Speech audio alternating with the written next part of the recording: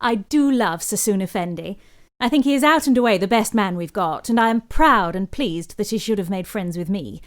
He is an old Jew, enormously tall and very thin. He talks excellent English, reads all the English papers, and is entirely devoid of any self-interest. He has no wish to take any further part in public life, but he says he is convinced that the future of his country, if it is to have a future, is bound up with the British Mandate, and as long as we say he can help us, he is ready to put himself at our service.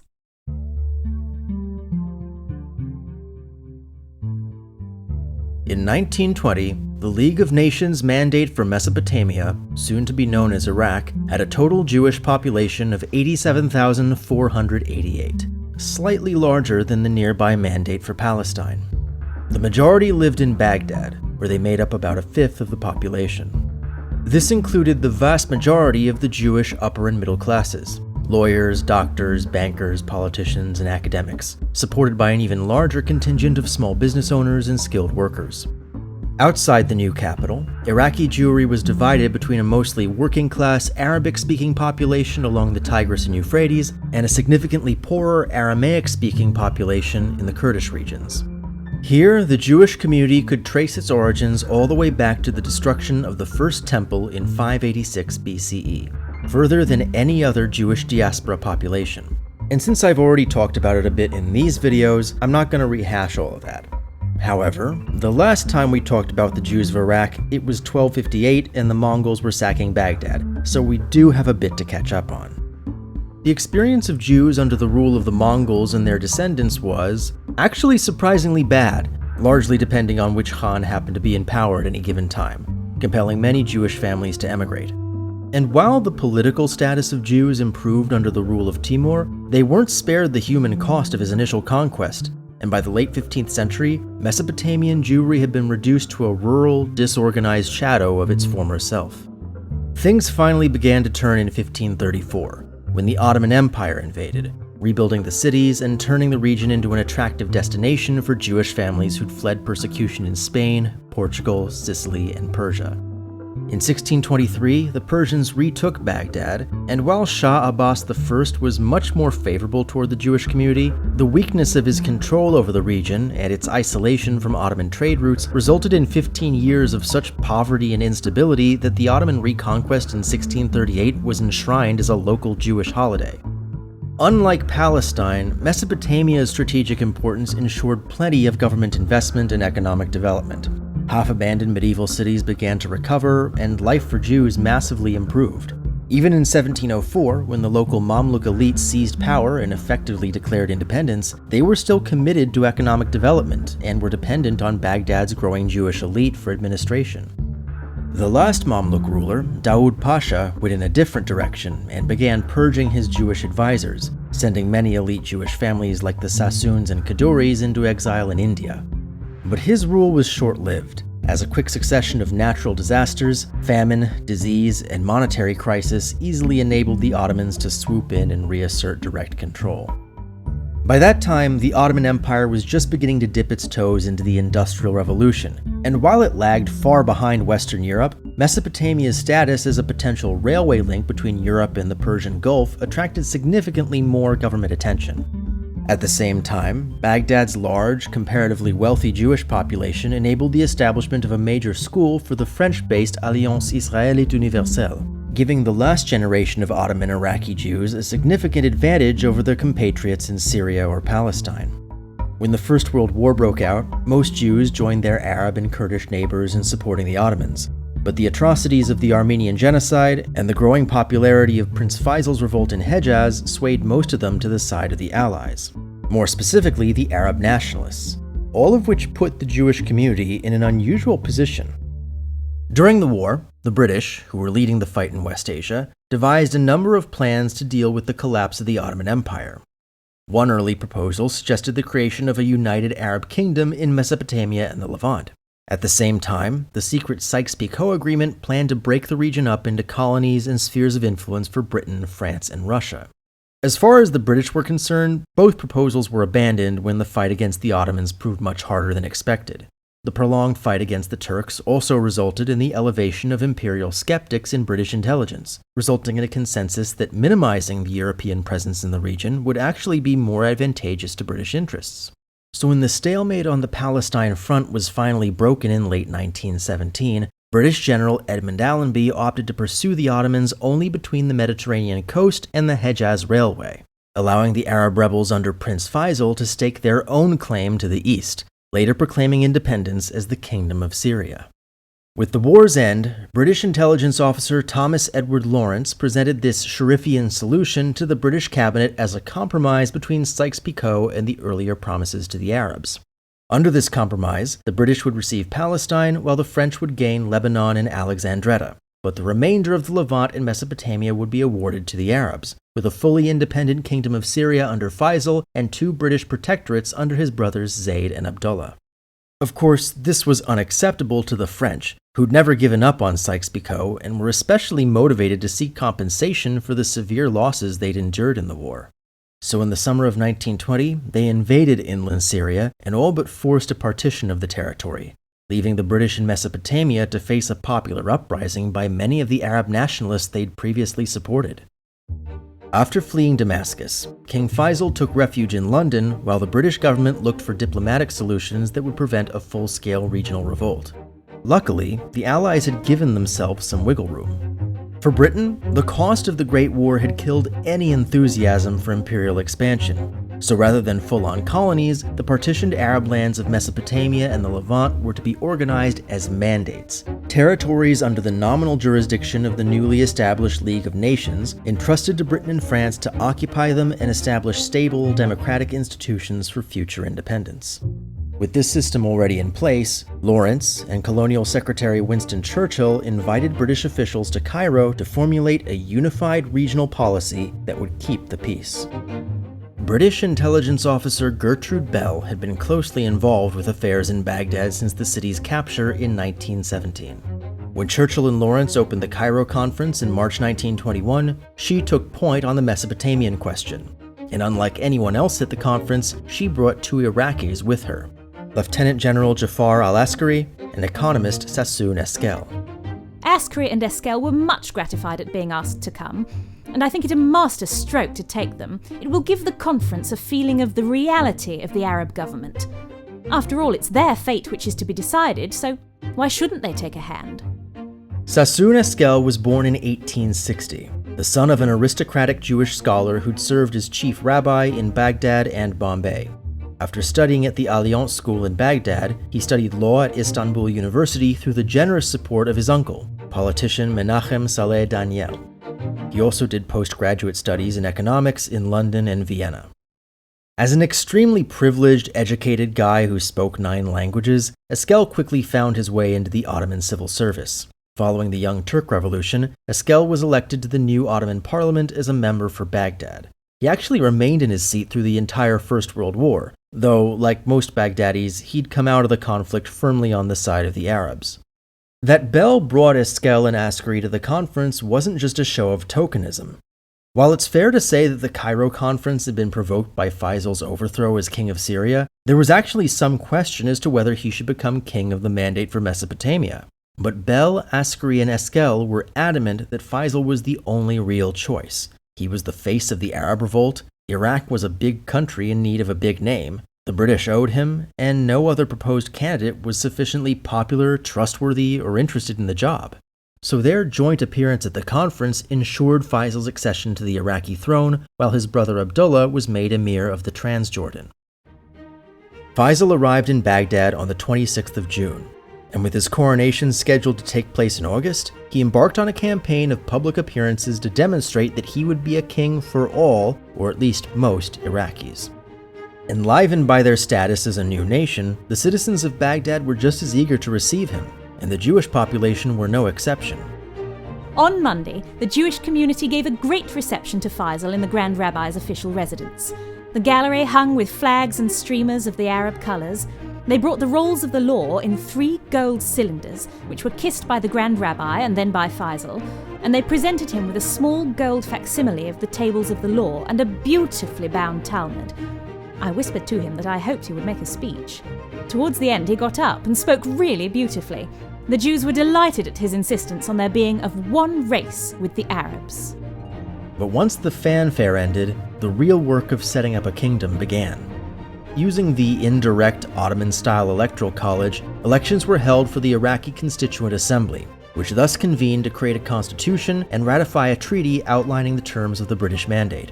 Under the provisional government, Askari became defense minister while Esquel became finance minister, and it was during this period that Esquel undertook his most important work. In 1923, he negotiated an agreement to lease Iraq's oil resources to Britain, on the condition that Britain pay the government in gold rather than British pounds. This act of financial independence apparently so enraged the government of British Prime Minister Stanley Baldwin that a gentleman's agreement was reached blacklisting Esquel from any future cabinet.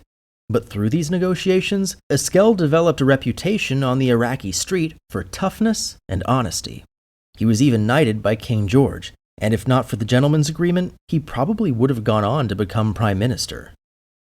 In March 1925, King Faisal signed the new constitution into law.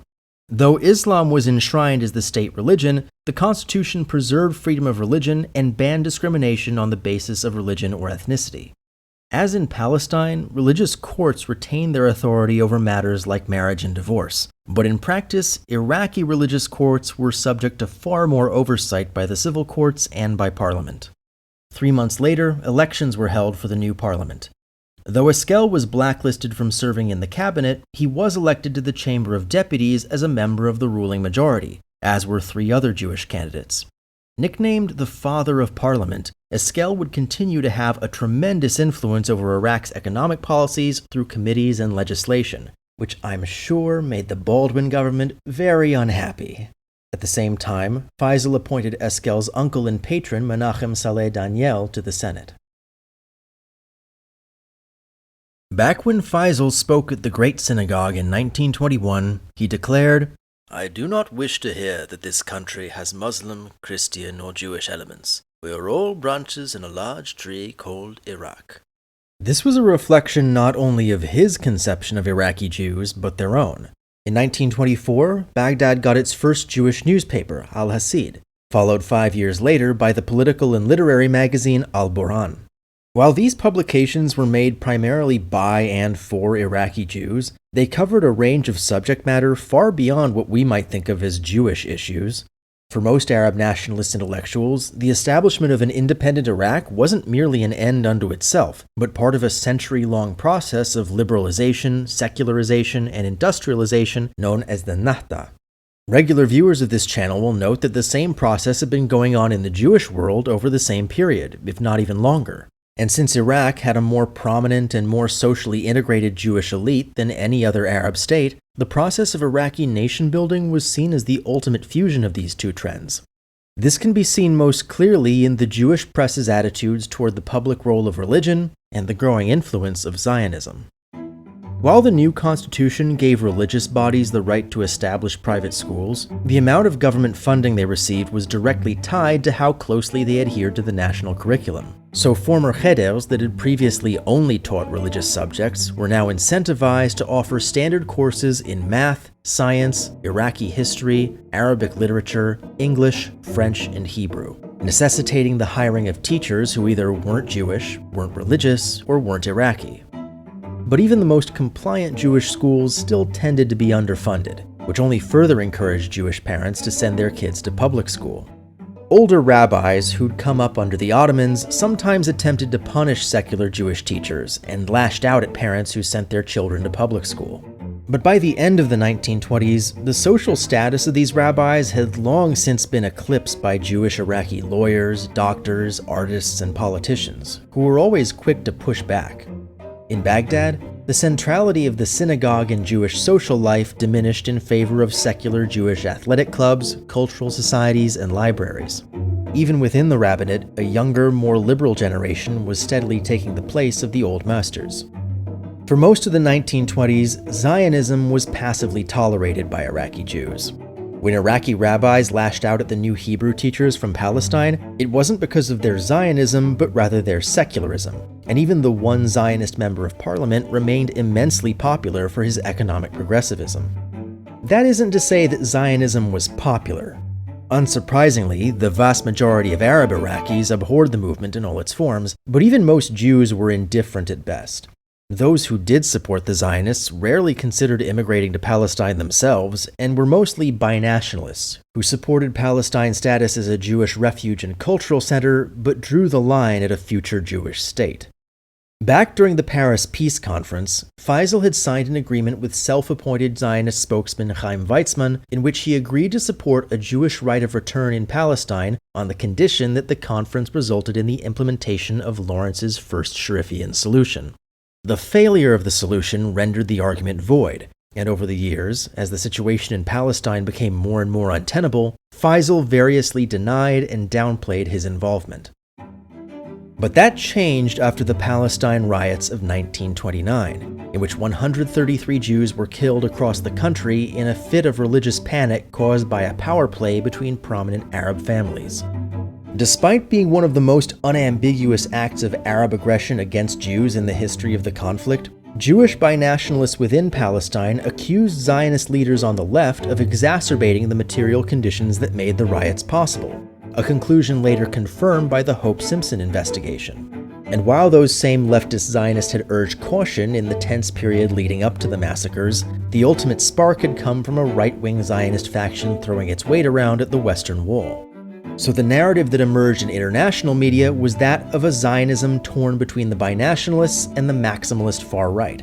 That these two groups were only tiny minorities within the movement didn't matter, and it created an opening for King Faisal to clarify his position without encouraging a huge backlash. That December, Faisal wrote to the British Colonial Office outlining a peace proposal for Palestine, and what was most immediately clear was how little had changed.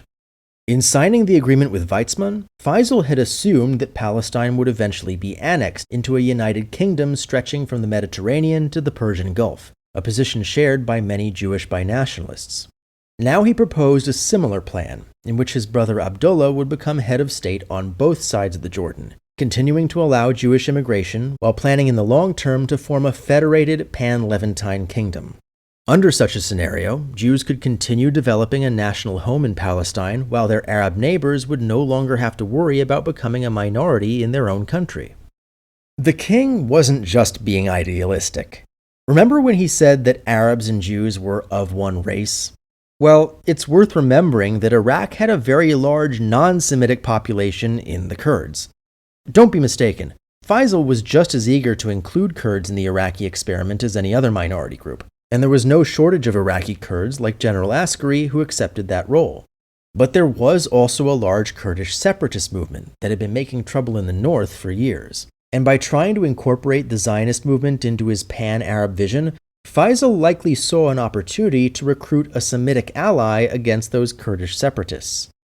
Although Faisal's proposal gave the British government most of what they wanted for Palestine, the prospect of a pan-Semitic superstate was far too threatening to their interests in the region, and their unambiguous rejection of the plan only further weakened the position of Zionism in Iraq.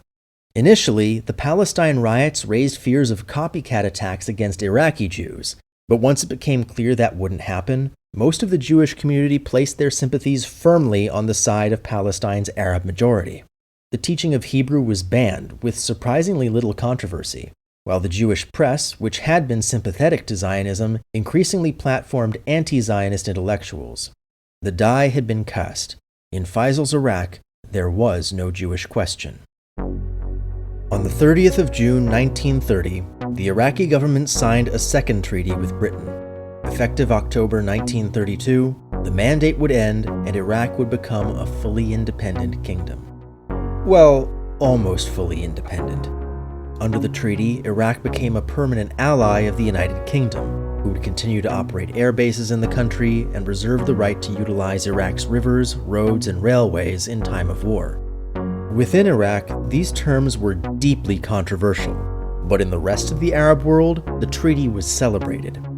The League of Nations mandate system had been vindicated as a model for decolonization, raising hopes that it might be applied to more Arab states in the future. During this time, Sir Sassoon Esquel worked with the treasury to establish a new currency replacing the Indian rupee and further distancing the country's monetary policy from that of Britain. This effort, as well as the decoupling of oil revenues from the British pound, solidified Esquel's heroic status in 1931, when Westminster intentionally tanked the value of the pound to stimulate Britain's domestic economy. If Baldwin had had his way, Britain would have taken Iraq down with it. Instead, Iraq weathered the Great Depression far better than most countries. Unfortunately, Esquel wouldn't live to see it. On the 31st of August 1932, he died while undergoing medical treatment in Paris. In accordance with Jewish tradition preventing the dead from being left unattended, his body was buried at Père Lachaise. Nevertheless, his memorial in Baghdad was as grand as any state funeral. 33 days later, the treaty went into effect and Iraq became independent. Though Iraq would muddle through the 1930s in a better economic state than most countries, the era would still be defined by political chaos. In 1933, King Faisal died, and the sense of unity that he brought began to fade. Dissatisfaction with the terms of the Independence Treaty led to a surge in popularity for right-wing nationalists and the nascent socialist left, resulting in fresh elections almost every year and a military coup in 1936. Iraqi Jews' feeling of belonging, of Iraqiness, was unbroken, but the future appeared more and more uncertain. Change was in the air. Exactly what change remained to be seen. Special thanks to my patrons, including Mir Akbar Ali, Jeremy Biskin, Boris Cherny, FC, Matthew Feinberg, Jay Fleischman, Oshar Gordon, Bob Huddy, Raphael Kellerman, Sol Cohn, Jacob Kossoff, and Jeffrey Schweitzer.